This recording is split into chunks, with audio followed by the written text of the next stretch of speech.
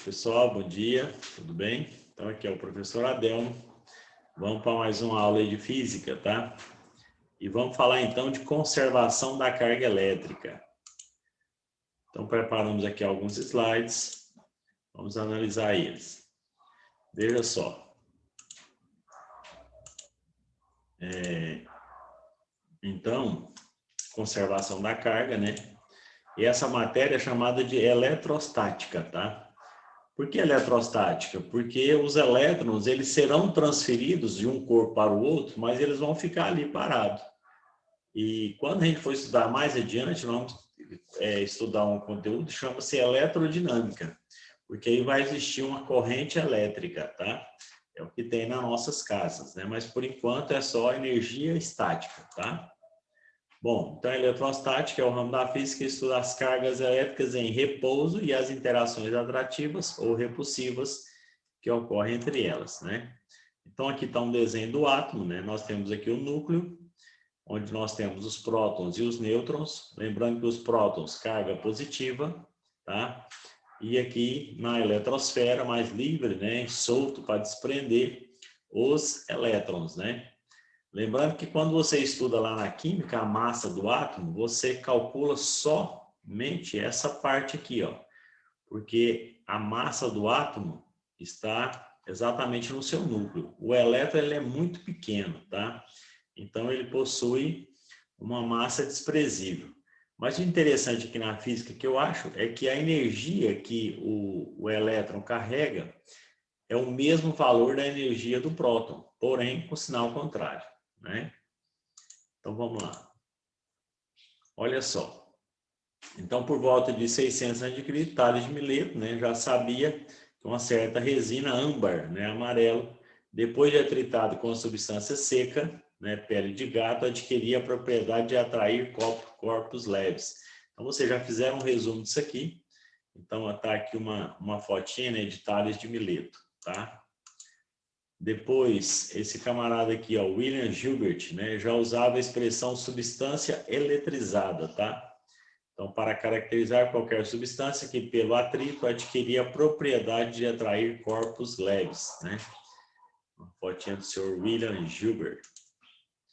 Bom, agora nós estudamos também já essa parte, né, carga elétrica aqui para reforçar. Então, nós temos no átomo, né, os prótons, nêutrons e elétrons, tá? Então, os prótons e nêutrons estão aqui no núcleo, tá? E aqui só lembrando direitinho, caracterizando cada um, né? E em volta aqui os elétrons, certo? Bom, o que são portadores de carga, né? Os portadores de carga elétrica são elétrons que transportam carga negativa, né? E aí, nas substâncias, geralmente nos líquidos, né? Nós temos os íons. Isso aqui você estuda em química, tá? Então, o cátion são os íons que transportam a carga positiva e o ânion, né, transporta a carga negativa. Então, na bateria lá do carro, né, tem o cátodo e o ânodo, tá? Então, ali nós temos o polo positivo e o polo negativo, tá? Na bateria. Bom, a unidade de carga elétrica é o Coulomb, né? Em homenagem a esse francês aqui, né? Charles Augustin Coulomb.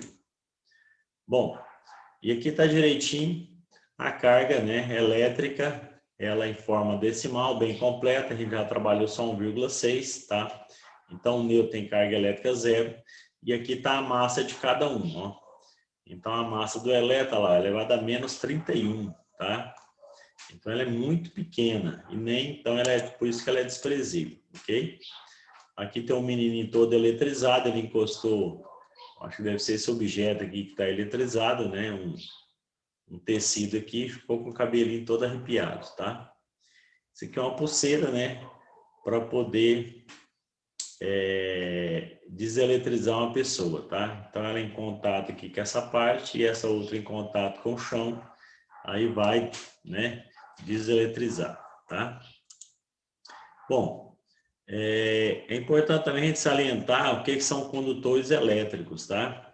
Então, condutores são aqueles materiais que têm facilidade de permitir a movimentação dos elétrons.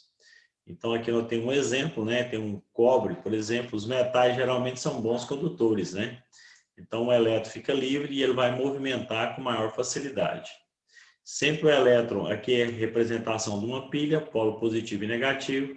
O elétron movimenta do polo negativo para o positivo. Porém, a corrente elétrica, que a gente vai estudar mais adiante, ela é sempre representada no sentido contrário, tá? Porque no começo eles achavam que o próton, né, que movimentava. Mas assim ficou, né? Apesar do tempo, tá? Então, olha só. Passando um pouquinho mais para frente, aqui uma solução líquida, né, como eu falei. Aqui nós temos os cátions e os ânions, né, em movimentação, tá? Aqui é uma substância, né, que é o cloreto de sódio, tá? É o sal de cozinha, né? O gás ionizado, isso aqui acontece também numa lâmpada, tá? Que os elétrons também movimentam, né? O elétron movimenta numa direção e o próton na outra, tá? Então, sempre o positivo atrai a parte negativa e o negativo atrai o positivo, tá? Então, a gente já estudou isso aí, né? Aqui é a representação de um condutor, né? Tem muitos elétrons livres, tá? Isso aqui é a representação de um fio terra, certo? Bom, isolantes ou dielétricos, tá? Então, isolante é todo material que não permite, né? Ou ele dificulta a movimentação dos elétrons, tá? Então, no caso, nós temos a borracha, a madeira, água pura, já a água com sais minerais, ela já conduz, né, melhor a eletricidade, tá? Por isso aquele exemplo lá da água foi colocado sal, tá? Então, isolantes ou dielétricos, certo? Bom, aqui nós temos um pote, né, onde nós temos, isso aqui é uma cerâmica. A cerâmica também, ela dificulta, né, a movimentação dos elétrons, tá? Então, o corpo eletricamente neutro é o que possui a mesma quantidade de prótons e de elétrons. A gente já estudou isso também, né? E então aqui uma representação, né? A mesma quantidade de prótons tem elétrons também, certinho? Então, quando tem a mesma quantidade, ele está neutro, né? Se ele tiver mais prótons, ele está eletrizado positivamente. Se ele tiver mais elétrons, ele está eletrizado negativamente, tá? Bom, agora vamos analisar os processos de eletrização, que até vai ter uma tarefinha, tá? Então, olha só. A explicação do fenômeno de eletrização entre partículas fundamentais são importantes para a explicação dos fenômenos elétricos, né? O próton, o elétron e o nêutron. Os prótons e os nêutrons se encontram numa região do átomo chamada núcleo. Os elétrons ficam girando ao redor do núcleo, dispostos em várias órbitas, tá? Atualmente explicamos a eletrização dos corpos com a noção que temos da estrutura dos átomos. Por que o autor colocou isso aqui? Porque esse é o modelo aceito atualmente, né? Agora ele já está prevendo que talvez futuramente isso possa mudar e vai mudar então todo o conceito, né? Do formato do elétron aí. Processo de eletrização então. Então, o primeiro processo é por atrito. Então, atrito é quando você encosta dois objetos e vai movimentar eles, tá? Então, isso aqui é atrito. Quando eu faço isso, o corpo vai ser eletrizado. Um corpo, a minha mão, por exemplo, pode perder elétrons para, né, esse apagador, e o apagador pode receber elétrons da minha mão, tá? Então, ambos ficam eletrizados. E aí, eles ficam eletrizados com cargas diferentes, tá? Um fica positivo e o outro fica negativo. Essa é a eletrização por atrito, tá? Então, aqui uma pessoa limpando uma escada, né? E aí pode provocar uma eletrização, tá? Agora, por indução. Quando se fala por indução, é só por aproximação, tá? Não existe o toque aqui, ó, tá? Do corpo, ok? Então, tem que estar... pode estar neutro, o outro é eletrizado positivamente. Então, quando eu aproximar, esse corpo aqui, ó, ele vai pegar os elétrons e trazer todos para essa região, que é o que eu vou mostrar aqui, ó, tá? Então, veja só, aproxima-se esse corpo C, que está aqui eletrizado, né? E aí, essa parte negativa afasta a parte negativa aqui desse corpo, tá? Então, ele vai ficar eletrizado.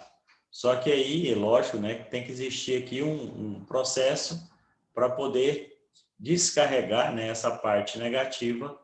E aí, então, esse corpo permanece do jeito que ele está, eletrizado, e esse aqui vai ficar eletrizado também, tá?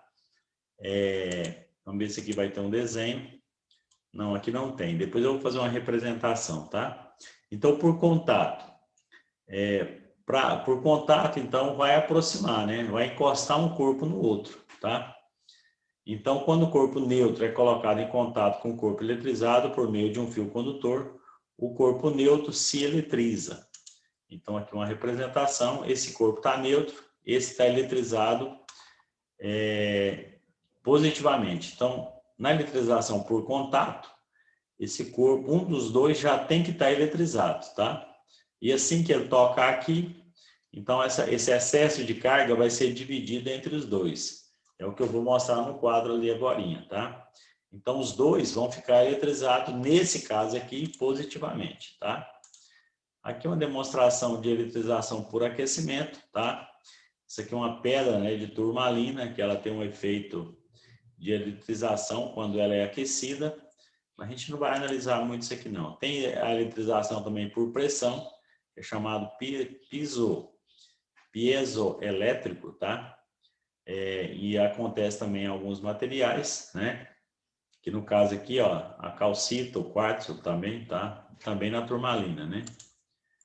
E aqui, pessoal, é uma tabela chamada de tabela triboelétrica. O que é a tabela triboelétrica? É que esses materiais, quando atritado entre si, o que vai acontecer? Se eu atritar, por exemplo, vidro e mica, o vidro vai ficar eletrizado positivamente e a mica vai ficar eletrizado negativamente. Ou seja, esse, né, que está mais à esquerda vai ficar positivo e o outro da direita aqui vai ficar eletrizado negativamente. No livro tem também essa tabela, só que está na vertical, né? O de cima fica positivo e de baixo negativo. Já se eu atritar a mica, por exemplo, e algodão, a mica vai ficar positiva e o algodão vai ficar negativo. Então, isso aqui já foi feito, de certa forma, em laboratório, né? Então, eu já apresento essa tabela para a gente, chamada de tabela triboelétrica, tá? Ou série triboelétrica. Então, aqui tem vários materiais aqui, tá? Que serão atritados entre si. E sempre lembrando, então, o mais à esquerda fica positivo e o da direita aqui fica negativo, tá bom? Bom, aí o seguinte, aqui vem uma curiosidade do trovão, né? Que é uma onda sonora, tá? Eu quero até fazer um destaque aqui, ó. Quando eu falo raio, trovão e relâmpago, qual a diferença? Pessoal, raio é a descarga elétrica, tá? Essa descarga elétrica acontece porque a nuvem vai eletrizando, né? E quando elas se encontram, esse excesso de carga elétrica pode descer para a Terra. Ou pode acontecer também de faltar elétron. Então, ele vai puxar elétron da Terra para a nuvem, tá? E ainda tem um terceiro processo de raio, que pode ser também de uma nuvem para outra nuvem, tá? Então, o raio pode acontecer de 3 maneiras diferentes, viu? Então, raio é a descarga elétrica. Trovão é o barulho, tá? Então, é a onda sonora. Então, quando o ar aqui em volta é aquecido, como ele esquenta de uma vez, ele expande muito rápido, então provoca aquele barulhão. Isso acontece também se você colocar uma panela lá no fogo, né, com nadinha vazia, tá? E aí você pingar um pouquinho de água. Essa água, quando ela for superaquecida, ela vai tipo estourar. Ela vai fazer um barulho. Por quê? Porque muda a temperatura muito bruscamente. Quando se joga o arroz também na hora de afogar, ele faz um barulhinho. E esse barulho porque está acontecendo ali a mudança de temperatura, tá? E o relâmpago é a luz, é o clarão que vem, né? Então, primeiro, você verá o relâmpago, que é o clarão, porque a velocidade da luz é muito maior do que a velocidade do som, do trovão. Então, quando você ouvir o trovão, o raio já foi, já arrebentou o que tinha que arrebentar, certo? Tudo bem? Bem esclarecido aí, então? Então, raio é a descarga elétrica, trovão é o barulho, relâmpago é a luz, certinho? Bom, aqui tem algumas verdades e lendas, né, sobre os trovões. Eu não vou ler todas, tá? Mas é apenas uma demonstração, porque esse material aqui já veio prontinho para a gente, tá? Então, vou ler só uma verdade aqui, ó. Os raios podem chegar ao solo até 15 quilômetros de distância, né, do local da chuva. Então, por isso que às vezes não está nem chovendo em algum local, mas de repente cai um raio em alguma coisa, né? Porque está formando chuva, né, por perto, tá? Isso é uma verdade. Uma lenda, ó, sapato com sola de borracha, o pneu do automóvel evita que a pessoa seja atingida por um raio, tá? Então isso aí é uma lenda. O carro que protege a pessoa, na verdade, aquilo ali é chamado de blindagem eletrostática. Porque a pessoa está lá dentro, fica eletrizado por fora, como fica tudo negativo, negativo com negativo tem repulsão. Por isso que quem está dentro do carro não recebe, né, a descarga elétrica, tá? Mas tem que ter cuidado na hora de sair. Então, na hora de uma chuva, é melhor ficar dentro do carro. Então, aquilo ali é chamado de blindagem eletrostática, não tem nada a ver com o pneu, tá? Bom, aí, esse princípio que a gente já analisou, né? Positivo com positivo, repulsão. Negativo com negativo, tá? Repulsão também. Positivo com negativo, uma atração. Certinho? Bom, vamos andar mais rápido para o vídeo não ficar muito longo, né? Princípio da conservação da carga. Isso aqui que eu quero trabalhar com vocês, tá? Porque o nosso conteúdo aí vai cobrar, né, algo a respeito, ok? Então, o que é princípio da conservação da carga elétrica? Isso aqui eu vou fazer uma demonstração para vocês, certo? Mas deixa eu mostrar esse exemplo que veio aqui, né, pelo autor, tá? Então, ele coloca duas cargas positivas aqui, uma positiva e uma negativa, quer dizer, tá? E elas vão trocar essa energia, e aí sim, a gente vai saber quanto que vai ficar a nova carga elétrica das duas. Então, aqui, ó, tem muitos dados, né? Deixa eu passar mais rápido. Antes do contato, eu vou colocar, ó, Q1 tem 3 coulombs de carga, tá? E o Q2 menos 5 de carga.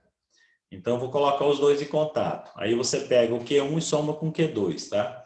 Então, 3 menos 5 vai dar menos 2, né?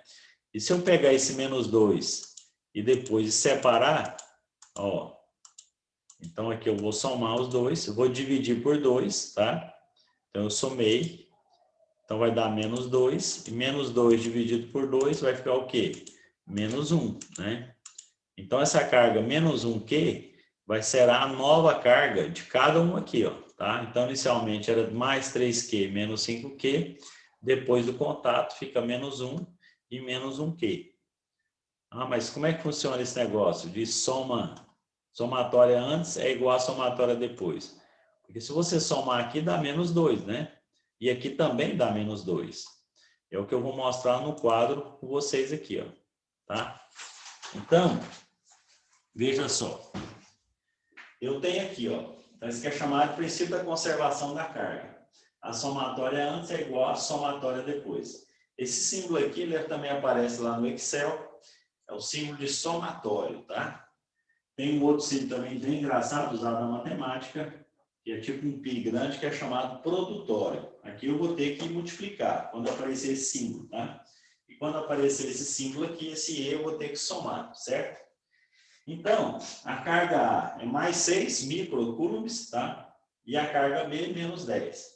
Quando eu colocar os dois em contato, eu vou ter que fazer a soma dessas cargas, tá? Somatório das cargas. Então, eu vou pegar mais 6, tá? E menos 10. Bom, se eu somar os dois aqui, ó, quanto que vai dar essa somatória? E como eles estão juntos aqui, então essa somatória vai ser igual a menos 4 microcoulombs, tá? Então, é a somatória dos dois juntos. Mas agora eu vou separar. Pessoal, lembrando também, considerando que elas são iguais, são idênticas, tá? Porque se uma fosse maior que a outra, a maior ia puxar mais carga, viu? Agora, como eu separei aqui, o que eu faço? Então, eu vou pegar esse menos 4 e vou dividir por 2, tá? Então, eu tenho que dividir isso aqui por 2. Menos 4 dividido por 2, então, quer dizer que a carga A aqui, ó, vai ficar com menos 2 microcoulombs e a carga B com menos 2 microcoulombs também, tá? Então, isso aqui prevalece essa ideia, ó. Se eu somei os dois aqui, então, vai dar quanto? Menos 4. Se eu somar os dois aqui, continua menos 4, tá? Então, esse é o princípio da conservação da carga elétrica, tá? Então, no livro de vocês tem um exemplo também, para a gente poder acompanhar, certinho? Então, tá, um abraço para vocês, espero que tenham entendido. Qualquer coisa, vai me perguntando aí, tá?